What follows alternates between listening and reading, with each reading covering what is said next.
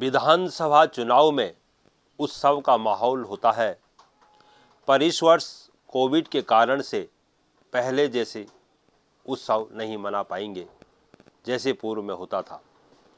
पर्वतीय taxi maxi संघ के उपाध्यक्ष श्री रमेश बात करने पर पता चला कि चुनाव ड्यूटी में लगे वाहन चालकों को रहने व खाने की व्यवस्था नहीं हो रही है, जिससे कि वाहन चालक अपनी गाड़ियों में इस ठंड के सीजन में सोने को मजबूर है।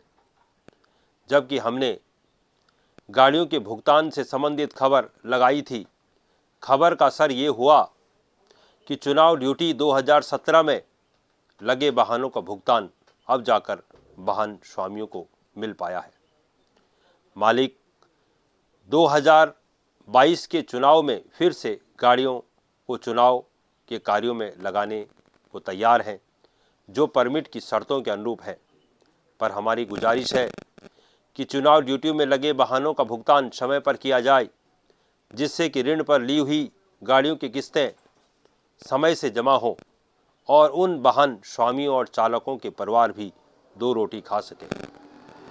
इस चुनावी उत्सव में सभी खुश रहें और कोविड के नियमों का पालन करेंगे, जिससे हम स्वस्थ व समृद्ध रह सकें। राजेश भट्ट, रुद्रप्रयाग से अनंत उत्तराखंड के लिए। मैं रमेश आर्य, प्रवर्त टैक्सी मैक्सी महासंघ उपाध्यक्ष उत्तराखंड। अच्छा, अभी ये देखा जा रहा है कि जो टैक्सी मैक्सी महासंघ के द्वारा चुनाव में विभाग से जो टैक्सियाँ मांगी जाती हैं और गाड़ियों का भुगतान पिछले विधानसभा चुनाव में भी जो गाड़ी लगी थी उनका भुगतान अभी तक नहीं हो पाया है। बहुत सारे लोग ऐसे बोल रहे हैं। इसके लिए महासंघ ने क्या किया है? अभी हमारे कोतवाल सिंह जी जो संरक्षक हैं पौड़ी में, उनके द्वारा जिलाधिकारी महोदय को हमारी तरफ से ज्ञापन दिया गया है। पिछले जो 2017 में जो चुनाव हुए थे, अभी तक उसकी पेमेंट हमारी गाड़ी वालों को नहीं हुई है, जिस कारण हमारी गाड़ी वाले अपने बैंक की किस्त को देने से, अपने परिवार की स्थितियों से इस समय बहुत जूझ रहे। पहले ही हम कोविड से हमारे जो अपना रोजगार है वो ठप पड़ा हुआ है। उसके बावजूद फिर जब इस समय 2022 का जो चुनाव हो रहा है उसमें फिर हमारी गाड़ियां पकड़ी जा रही हैं, और पकड़ने के बाद जब हमें पिछली बार का ही हमारा वो भुगतान नहीं हुआ तो इस बार के भुगतान की भी हम अपेक्षा नहीं रख सकते हैं। दूसरी समस्या एक सबसे बड़ी है कि जितने भी हमारे वाहन चालक इन ड्यूटी के लिए पकड़े जाते हैं, उनके लिए खाने और रहने की कोई सुविधा नहीं है।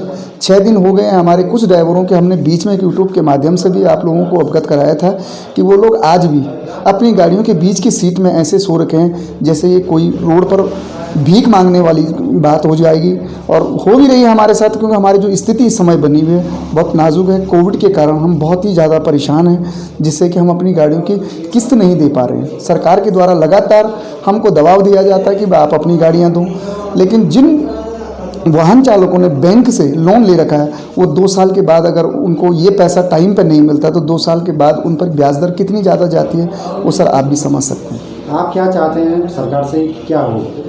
सर हम ये चाहते हैं कि अगर सरकार हमारी गाड़ियों को अगर अपने पास लेती है चुनाव के लिए, क्योंकि सरकार का भी भाई जब हम वाहन देंगे, क्योंकि राज्य में चुनाव हो रहे हैं तो वो राज्य की ही गाड़ियाँ मांगेंगे, लेकिन उनका भुगतान अगर जल्दी से जल्दी हो जाए तो हमारे वाहन चालकों का एक तो खाने का, रहने का, जिस तरह से आम सरकारी आदमी के लिए व्यवस्थाएं होती हैं हमारे वाहन चालक के लिए भी हो, और जल्दी से जल्दी इन गाड़ियों का अगर भुगतान होता है तो हम गाड़ी देने में सक्षम रहेंगे। नहीं तो हम भाई परमिट में हमारा लिखा हुआ है कि भाई जब भी सरकार को हमारी गाड़ियों की ज़रूरत पड़ती है तो हम सरकार को गाड़ियाँ देते हैं, लेकिन इसके बावजूद भी अगर हमारे वाहन चालकों को जब हम अपने ड्राइवर को कहते हैं कि वहाँ पर भी तुम्हारी ड्यूटी करेगी, सर मैं नहीं जा सकता हूँ, वहाँ पर रहने की खाने की व्यवस्था नहीं हो पाती है, जिस कारण हम काफ़ी परेशानी में हैं। और इस बात को सरकार को हमारे संज्ञान में लेना चाहिए कि वाकई इनकी स्थिति इस समय कोविड के कारण हो, चाहे अपने चुनाव के संबंध में हो, इस समय में काफ़ी परेशानियों को देखना पड़ रहा है।